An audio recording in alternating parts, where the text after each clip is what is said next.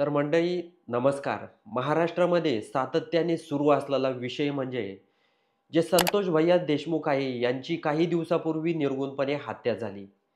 पण हत्या पाठीमागं कोण मास्टर माइंड आहे अद्यापही समोर आलं नाही. सर्व जे आरोपी आहेत त्यांना 15 दिवसाची कोठडी सुनावण्यात आली आहे.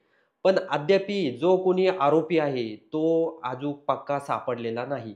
तर यामध्ये जे वाल्मिक कराड आहेत आणि जे धनंजय मुंडे आहेत यांचं नाव सातत्याने मीडियामध्ये जात आहे आणि त्यांच्यावर सुनावणी देखील चालू आहे. तर यामध्ये जे विरोधक आहेत, जे सुरेश धस आहेत, विविध आमदार आहेत, खासदार आहेत, त्याचबरोबर बजरंग सोनवणे आहेत, यांनी देखील म्हटलं आहे, की जे धनंजय मुंडे आहेत, यांनी आपल्या मंत्रिपदाचा राजीनामा द्यावा आणि अनेक नेत्यांनी अशी देखील मागणी केली आहे, जे धनंजय मुंडे आहे यांना पालकमंत्रीपद देऊ नये. त्याचबरोबर मनोज जरांगे पाटील यांनी देखील घणाघाती टीका जे मुंडे आहेत धनंजय यांच्यावर केली आहे. त्यांनी म्हटलं आहे, की "या मुंड्यांना आणि पिंड्यांना आम्ही विचारित नाही आणि रस्त्याने पण फिरू देणार नाही." अशी देखील मनोज जरांगे पाटील यांनी पातळी सोडून टीका केली होती.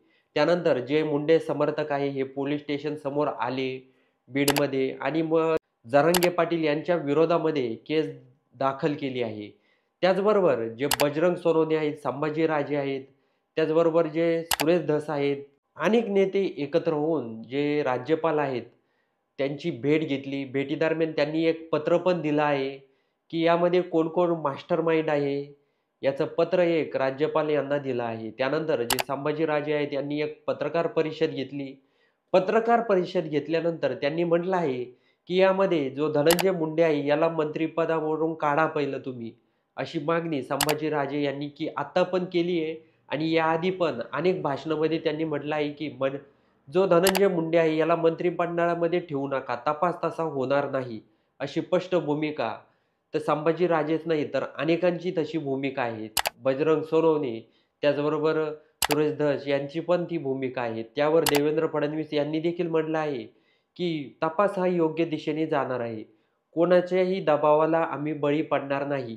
त्यामुळे तुम्ही काळजीच करू नका. तर दुसरीकडे जे छगन भुजबळ आहे, यांना देखील मंत्रिपदासाठी अपेक्षा आहे. पण त्यांना पत्रकारांनी एक प्रश्न विचारला, "भुजबळ साहेब जर मुंडे साहेबांना पदावरून काढलं, तर ते मंत्रिपद तुम्हाला मिळेल का?" तर त्यावर छगन भुजबळ यांनी म्हटलं आहे, "धनंजय मुंडे यांचा गुन्हा सिद्ध झाला नाही. सिद्ध जर झाला, तर त्या पद्धतीनं मग पावलं उचलण्यात येतील सरकारकडून पण आणि नेत्यांकडून पण. त्यामुळे तुम्ही काळजी करू नका. धनंजय मुंडे यांचा कुठेही हात नाही." असं स्पष्टपणे जे छगन भुजबळ आहे यांनी म्हटलं आहे. त्याचबरोबर अनेक क्षेत्रामधून जे आमदार आहेत, खासदार आहेत यांच्याकडून मागणी होत आहे सातत्याने, की धनंजय मुंडे यांना मंत्रिमंडळातून बाहेर काढा. पण आता सरकार, गृहमंत्री देवेंद्र फडणवीस त्याचबरोबर हे सरकारमधून धनंजय मुंडे यांना बाहेर काढतात का? हे बघणं गरजेचं आहे. त्याचबरोबर जे संतोष भैया देशमुख आहे, यांना न्याय देखील कधी मिळतो हे बघणं गरजेचं आहे. त्याचबरोबर तुम्हाला जर व्हिडिओ आवडला असेल तर चॅनलला सर्वात आधी सबस्क्राईब नक्की करून घ्या.